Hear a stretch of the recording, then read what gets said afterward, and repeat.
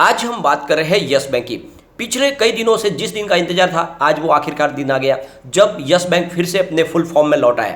पूरे बाजार में वॉल्यूम के मामले में नंबर 1 तो बना ही, लेकिन इतने भारी वॉल्यूम में कामकाज हुआ कि दूसरे जो स्टॉक है वो पीछे रह गए। तो आप देख सकते हो जो भारी वॉल्यूम हुआ है, इससे एक बात तो समझ में आ रही है कि अब यहाँ पे एग्रेसिव खरीदारी शुरू हो चुके।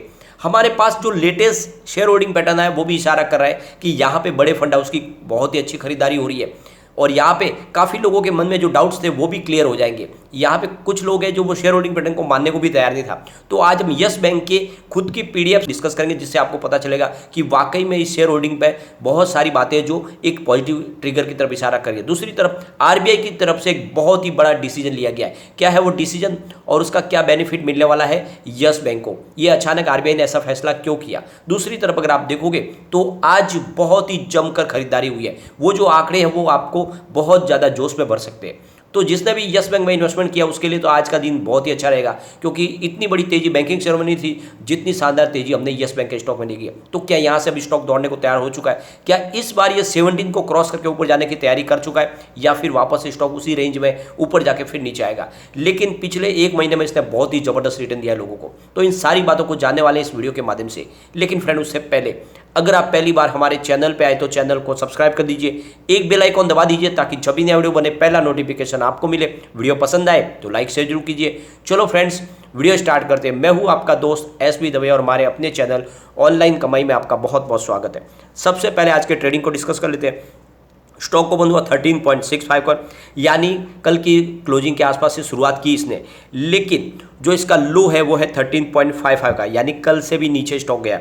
लेकिन फिर जो हाई बनी वो है 14.50 की। जबरदस्त जंप, एक ही दिन में लगभग 1 रुपये से ऊपर का जंप। अंत में क्लोजिंग 14.30 पर रही, जहाँ पे 5.15% की शानदार तेजी देखने को मिली।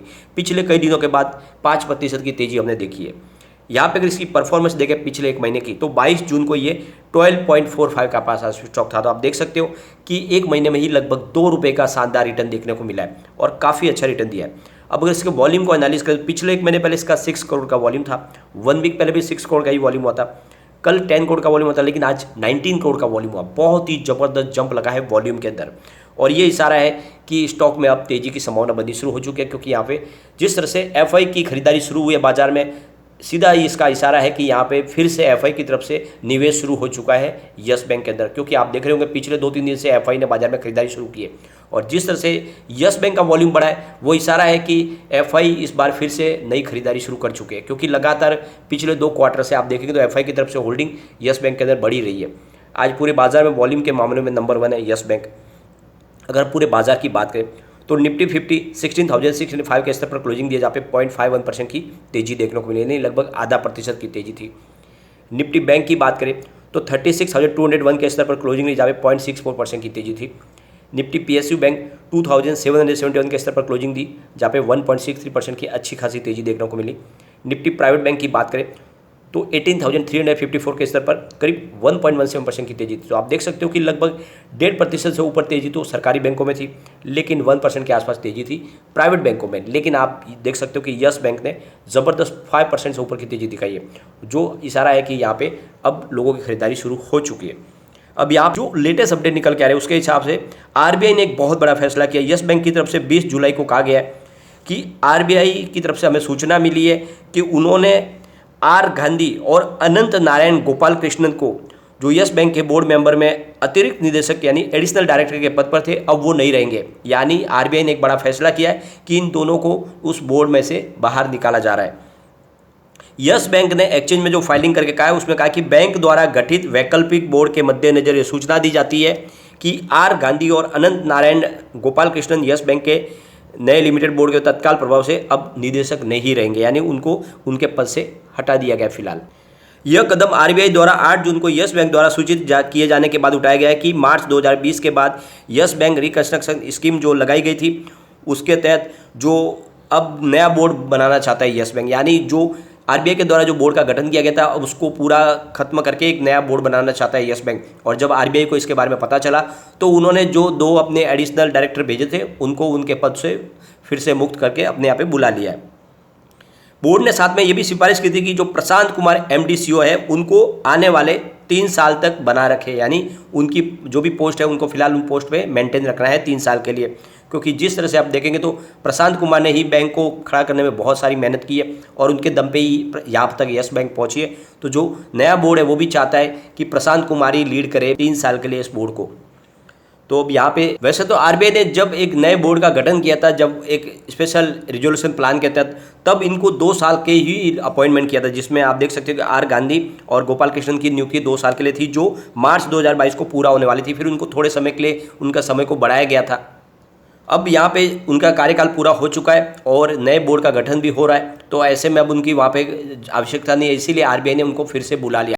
एक तरह से देखें तो ये जो डिसीजन लिया गया उससे एक बात क्लियरली समझ में आ रही है कि आरबीआई को पूरा भरोसा हो चुका है यस बैंक के मैनेजमेंट पे को और उनके बोर्ड मेंबर के सदस्यों के ऊपर, इसीलिए उन्होंने पूरी की तरह से उनको काम करने के लिए छूट दे दी गई है। एक तरह से देखें तो अब यस बैंक अपनी नई शुरुआत करेगी और इन्होंने ऑलरेडी बहुत सारे स्टेप उठा लिए। एक तरफ तो एआरसी का गठन करने जा रहे हैं, दूसरी तरफ 10% की स्टेक बेचने वाले एडवेंट और कार्लाइल को, और वहाँ से एक बड़ा निवेश आने वाला है। तो कुल मिला के आप देखोगे तो यस बैंक जो कर रही है उसको आरबीआई को संतोष है और नतीजा ये रहा कि आज बाजार में जबरदस्त तेजी लौट आई, क्योंकि जो आरबीआई का स्टेप उठाया गया इसको वेलकम किया गया बाजार के द्वारा। अब हम चलेंगे शेयर होल्डिंग पैटर्न की तरफ। तो लोगों के मन में काफ़ी सवाल उठते हैं कि आखिर लॉक इन पीरियड में कितने शेयर है। तो जनरल पब्लिक की जो होल्डिंग है उसमें 19.36% शेयर लॉक इन पीरियड में, जो आने वाले इसी साल फाइनेंशियल 2023 में लॉक इन पीरियड खत्म होने वाला है।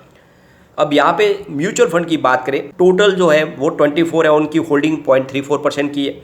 यहाँ पे अल्टरनेटिव इन्वेस्टमेंट जो फंड है वो 7 है और उनकी होल्डिंग 0.02% की है। अगर फॉरेन इन्वेस्टर की बात करें तो वो करीब 518 है, जिसमें उनकी होल्डिंग 11.37% की है।